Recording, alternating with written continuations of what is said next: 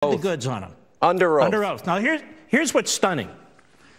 You have a media in this country, a Democrat Party, and some Republicans, like Lindsey Graham and Marco Rubio, they're very concerned for this man, that he might lose his pension. He's not going to lose his pension. Whatever money he put into his pension, he gets. It's just that you and me and Mr. and Mrs. Taxpayer don't have to contribute to his pension for the rest of his life. Why are we supposed to be concerned about this? This man may have committed crimes. He should be in front of a federal grand jury. The problem is we don't have a federal grand jury to investigate him or Comey. Now, Comey is like the mob boss of the operation.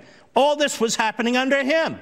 Stroke, Page, him, all the rest of it. All the rest of it. And Comey's a known leaker. He confessed because he didn't want to commit perjury. And now he's caught with his former deputy at a point here where the former deputy said, yes, everything I did, Comey knew, and as you pointed out, Comey testified he didn't.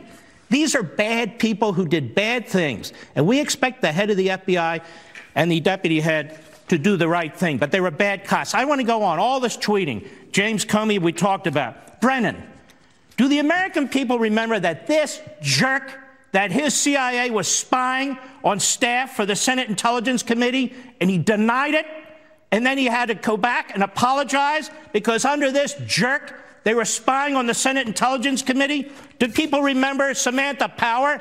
Under this jerk, they were unmasking Americans left and right at historic numbers like never before. Her excuse? People were unmasking Americans with my name. She didn't know anything about it. You remember Eric Holder? That jerk repeatedly lied about his knowledge when it came to Fast and Furious. The only attorney general in American history to be held in contempt. He targeted journalists at the AP, at Fox. He refused to investigate abuses at the IRS. He was involved in the pardon of Mark Rich. Even the DOJ IG at some point testified senior officials under Holder were blocking access to the documents. Clapper, who can forget that jerk for lying in front of Congress about what they were doing to the American people with their spying?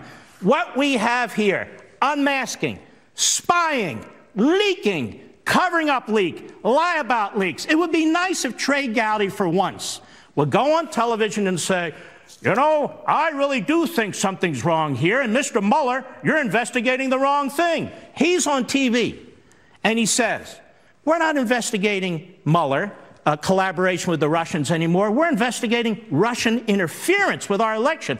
That's his mandate. Well, maybe Mr. Gowdy can explain something to us.